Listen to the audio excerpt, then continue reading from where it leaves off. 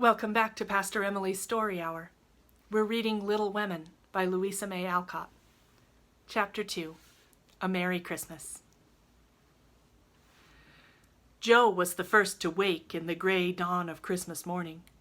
No stockings hung at the fireplace, and for a moment she felt as much disappointed as she did long ago when her little sock fell down because it was so crammed with goodies. Then she remembered her mother's promise, and, slipping her hand under her pillow, drew out a little crimson-covered book.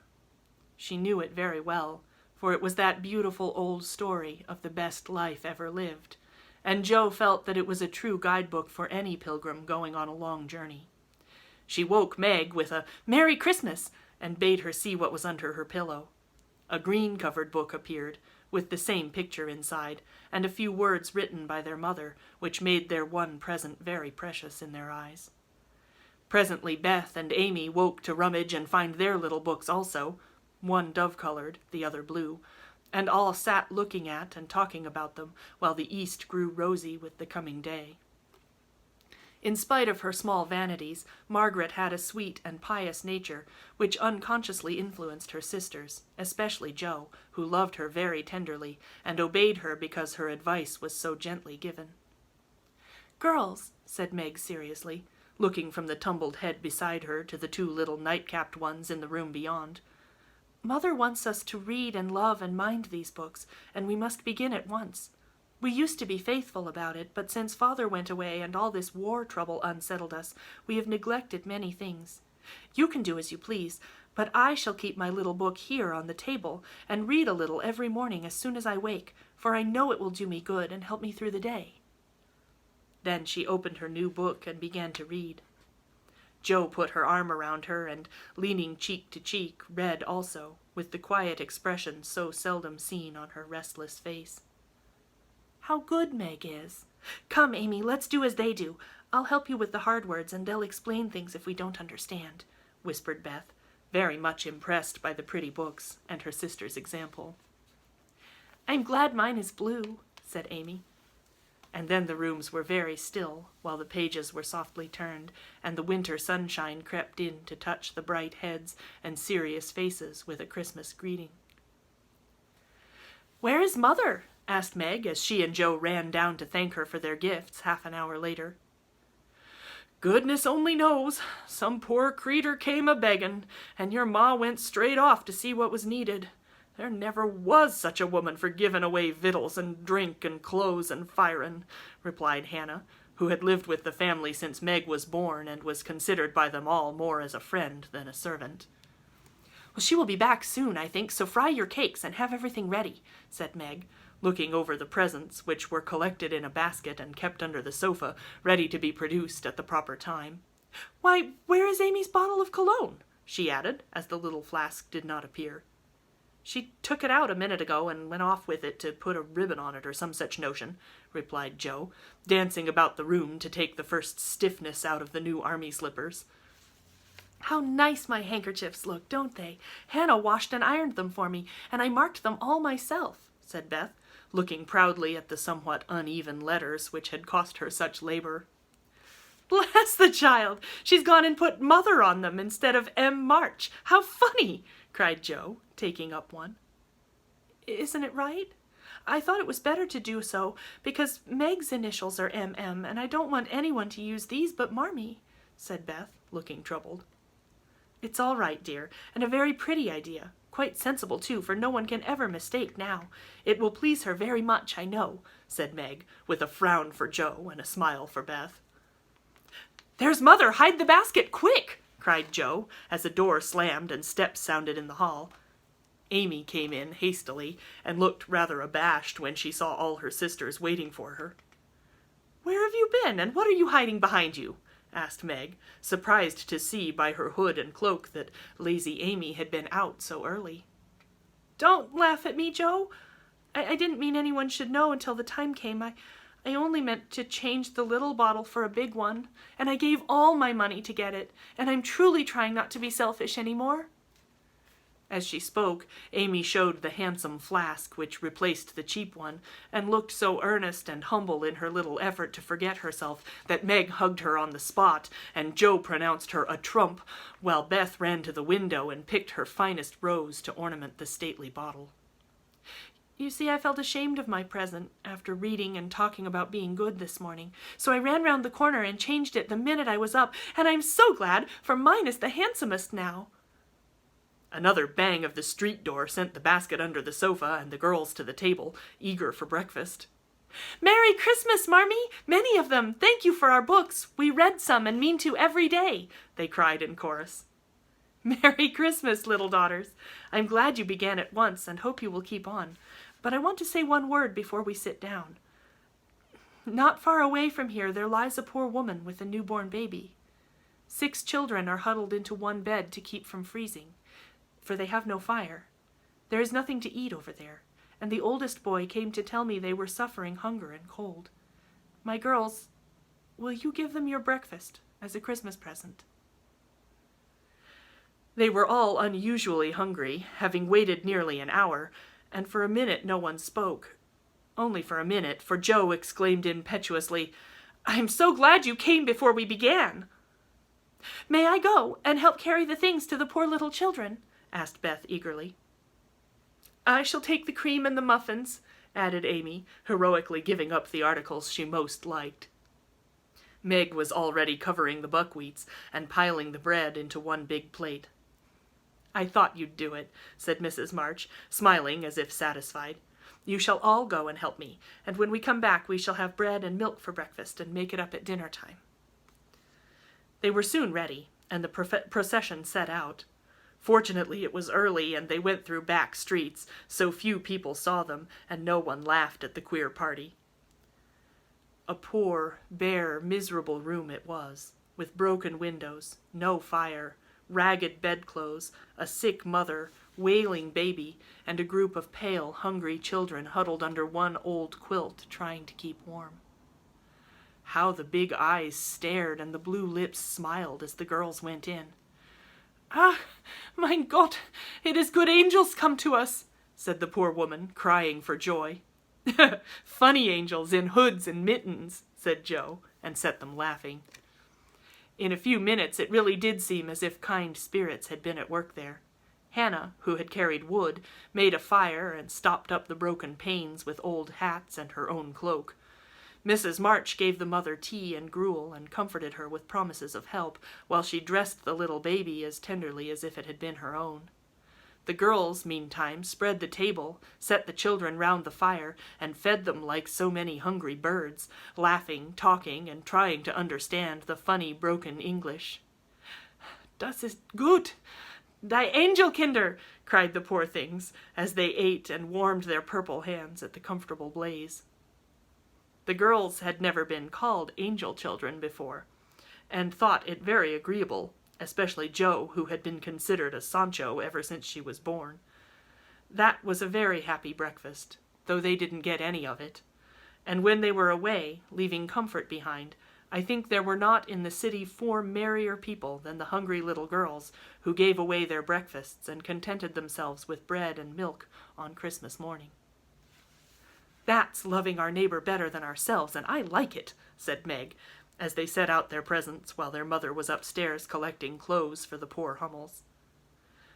Not a very splendid show, but there was a great deal of love done up in the few little bundles, and the tall vase of red roses, white chrysanthemums, and trailing vines which stood in the middle gave quite an elegant air to the table. She's coming! Strike up, Beth! Open the door, Amy! 3 cheers for Marmee! Cried Jo, prancing about while Meg went to conduct Mother to the seat of honor. Beth played her gayest march, Amy threw open the door, and Meg enacted escort with great dignity. Mrs. March was both surprised and touched, and smiled with her eyes full as she examined her presents and read the little notes which accompanied them. The slippers went on at once. A new handkerchief was slipped into her pocket, well scented with Amy's cologne, and the rose was fastened in her bosom, and the nice gloves were pronounced a perfect fit. There was a good deal of laughing and kissing and explaining in the simple, loving fashion which makes these home festivals so pleasant at the time, so sweet to remember long afterward. And then all fell to work. The morning charities and ceremonies took so much time that the rest of the day was devoted to preparations for the evening festivities. Being still too young to go often to the theater, and not rich enough to afford any great outlay for private performances, the girls put their wits to work and, necessity being the mother of invention, made whatever they needed. Very clever were some of their productions: pasteboard guitars, antique lamps made of old-fashioned butter boats covered with silver paper, gorgeous robes of old cotton, glittering with tin spangles from a pickle factory, and armor covered with the same useful diamond-shaped bits left in sheets when the lids of the tin preserve pots were cut out. The furniture was used to being turned topsy-turvy, and the big chamber was the scene of many innocent revels. No gentlemen were admitted, so Jo played male parts to her heart's content, and took immense satisfaction in a pair of russet leather boots given her by a friend who knew a lady who knew an actor. These boots, an old foil, and a slashed doublet once used by an artist for some picture, were Jo's chief treasures and appeared on all occasions. The smallness of the company made it necessary for the two principal actors to take several parts apiece, and they certainly deserved some credit for the hard work they did in learning 3 or 4 different parts, whisking in and out of various costumes, and managing the stage besides. It was excellent drill for their memories, a harmless amusement, and employed many hours which otherwise would have been idle, lonely, or spent in less profitable society. On Christmas night, a dozen girls piled onto the bed, which was the dress circle, and sat before the blue and yellow chintz curtains in a most flattering state of expectancy. There was a good deal of rustling and whispering behind the curtain, a trifle of lamp smoke, and an occasional giggle from Amy, who was apt to get hysterical in the excitement of the moment. Presently a bell sounded, the curtains flew apart, and the operatic tragedy began. A gloomy wood, according to the one playbill, was represented by a few scrubs in pots, green baize on the floor, and a cave in the distance. This cave was made with a clothes horse for a roof, bureaus for walls, and in it was a small furnace in full blast, with a black pot on it and an old witch bending over it. The stage was dark, and the glow of the furnace had a fine effect, especially as real steam issued from the kettle when the witch took off the cover. A moment was allowed for the first thrill to subside, and then Hugo, the villain, stalked in with a clanking sword at his side, a slouched hat, black beard, mysterious cloak, and the boots. After pacing to and fro in much agitation, he struck his forehead and burst out in a wild strain, singing of his hatred to Rodrigo, his love for Zara, and his pleasing resolution to kill the one and win the other. The gruff tones of Hugo's voice, with an occasional shout when his feelings overcame him, were very impressive, and the audience applauded the moment he paused for breath. Bowing with the air of one accustomed to public praise, he stole to the cavern and ordered Hagar to come forth with a commanding, "What ho, minion! I need thee!" Out came Meg, with grey horsehair hanging about her face, a red and black robe, a staff, and cabalistic signs upon her cloak. Hugo demanded a potion to make Zara adore him, and one to destroy Rodrigo. Hagar, in a fine dramatic melody, promised both, and proceeded to call up the spirit who would bring the love philtre. "Hither, hither from thy home, airy sprite, I bid thee come. Born of roses, fed on dew, charms and potions canst thou brew? Bring me here with elfin speed the fragrant philtre which I need. Make it sweet and swift and strong. Spirit, answer now my song." A soft strain of music sounded, and then at the back of the cave appeared a little figure in cloudy white, with glittering wings, golden hair, and a garland of roses on its head. Waving a wand, it sang, "Hither I come from my airy home, afar in the silver moon. Take the magic spell and use it well, or its power will vanish soon." And dropping a small gilded bottle at the witch's feet, the spirit vanished.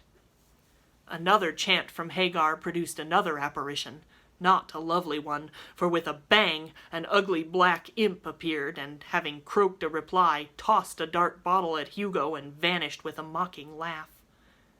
Having warbled his thanks, he put the potion in his boots, and Hugo departed. And then Hagar informed the audience that, as he had killed a few of her friends in times past, she has cursed him, and intends to thwart his plans, and be revenged upon him. Then the curtain fell, and the audience reposed and ate candy while discussing the merits of the play. A good deal of hammering went on before the curtain rose again, but when it became evident that a masterpiece of stage carpentering had been got up, no one murmured at the delay.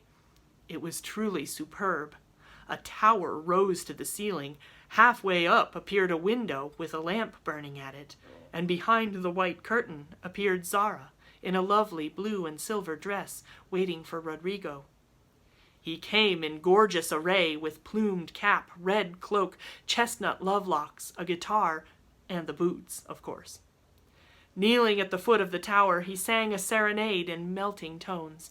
Zara replied, and after a musical dialogue, consented to fly. Then came the grand effect of the play. Rodrigo produced a rope ladder with 5 steps to it, threw up one end, and invited Zara to descend. Timidly she crept from her lattice, put her hand on Rodrigo's shoulder, and was about to leap gracefully down when, alas, alas for Zara, she forgot her train. It caught in the window, the tower tottered, leaned forward, fell with a crash, and buried the unhappy lovers in the ruins. A universal shriek arose as the russet boots waved wildly from the wreck, and a golden head emerged, exclaiming, "I told you so! I told you so!"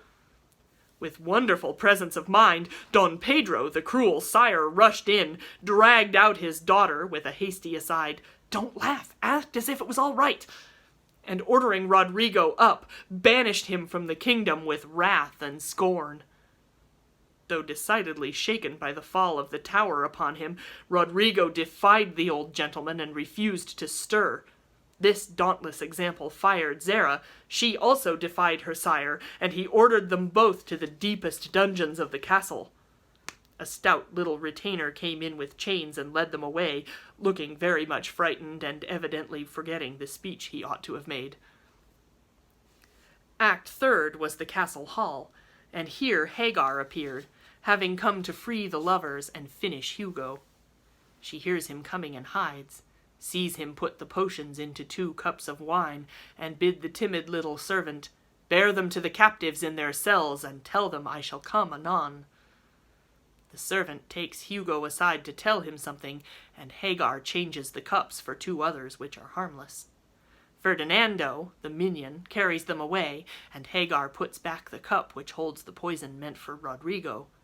Hugo, getting thirsty after a long warble, drinks it, loses his wits, and after a good deal of clutching and stamping, falls flat and dies, while Hagar informs him what she has done in a song of exquisite power and melody. This was a truly thrilling scene, though some persons might have thought that the sudden tumbling down of a quantity of long hair rather marred the effect of the villain's death. He was called before the curtain, and with great propriety appeared, leading Hagar, whose singing was considered more wonderful than all the rest of the performance put together. Act Fourth displayed the despairing Rodrigo on the point of stabbing himself because he has been told that Zara has deserted him. Just as the dagger is at his heart, a lovely song is sung under his window, informing him that Zara is true but in danger, and he can save her if he will. A key is thrown in, which unlocks the door, and in a spasm of rapture he tears off his chains and rushes away to find and rescue his lady-love. Act Fifth opened with a stormy scene between Zara and Don Pedro. He wishes her to go into a convent, but she won't hear of it, and after a touching appeal is about to faint when Rodrigo dashes in and demands her hand. Don Pedro refuses because he is not rich. They shout and gesticulate tremendously but cannot agree, and Rodrigo is about to bear away the exhausted Zara when the timid servant enters with a letter and bag from Hagar, who has mysteriously disappeared. The letter informs the party that she bequeaths untold wealth to the young pair, and an awful doom to Don Pedro if he doesn't make them happy. The bag is open, and several quarts of tin money shower down upon the stage until it is quite glorified with the glitter. This entirely softens the stern sire. He consents without a murmur. All join in a joyful chorus, and the curtain falls upon the lovers kneeling to receive Don Pedro's blessing in attitudes of the most romantic grace. Tumultuous applause followed, but received an unexpected check, for the cot bed on which the dress circle was built suddenly shut up and extinguished the enthusiastic audience. Rodrigo and Don Pedro flew to the rescue, and all were taken out unhurt, though many were speechless with laughter. The excitement had hardly subsided when Hannah appeared, with Mrs. March's compliments, and would the ladies walk down to supper? This was a surprise even to the actors, and when they saw the table, they looked at one another in rapturous amazement. It was like Marmee to get up a little treat for them, but anything so fine as this was unheard of since the departed days of plenty. There was ice cream, actually 2 dishes of it, pink and white, and cake and fruit and distracting French bonbons, and, in the middle of the table, 4 great bouquets of hothouse flowers. It quite took their breath away, and they stared first at the table and then at their mother, who looked as if she enjoyed it immensely. "Is it fairies?" asked Amy. "It's Santa Claus," said Beth. "Mother did it," and Meg smiled her sweetest, in spite of her gray beard and white eyebrows. "Aunt March had a good fit and sent supper," cried Jo, with a sudden inspiration.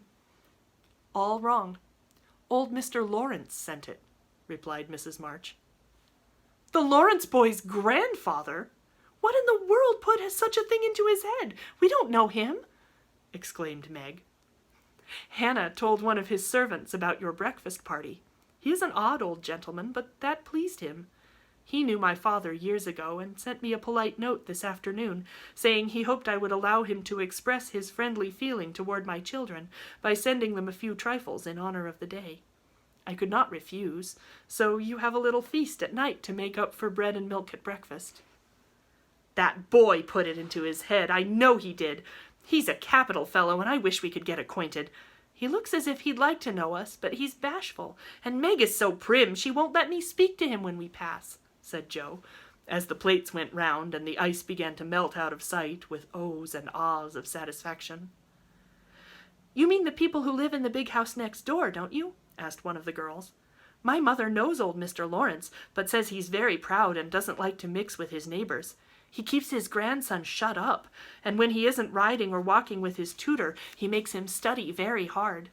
We invited him to our party, but he didn't come. Mother says he's very nice, though he never speaks to us girls.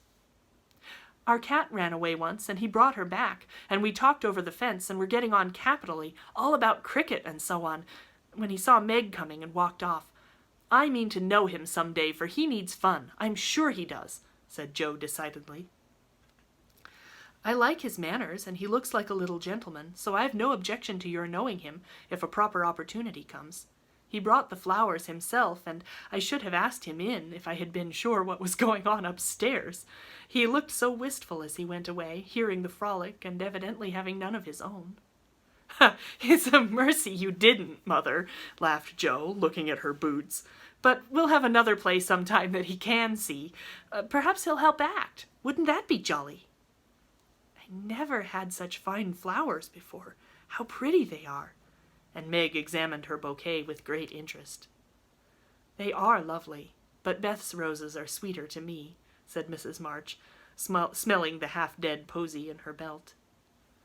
Beth nestled up to her and whispered softly, "I wish I could send my bunch to Father. I'm afraid he isn't having such a Merry Christmas as we are." Come back next week for Chapter 3.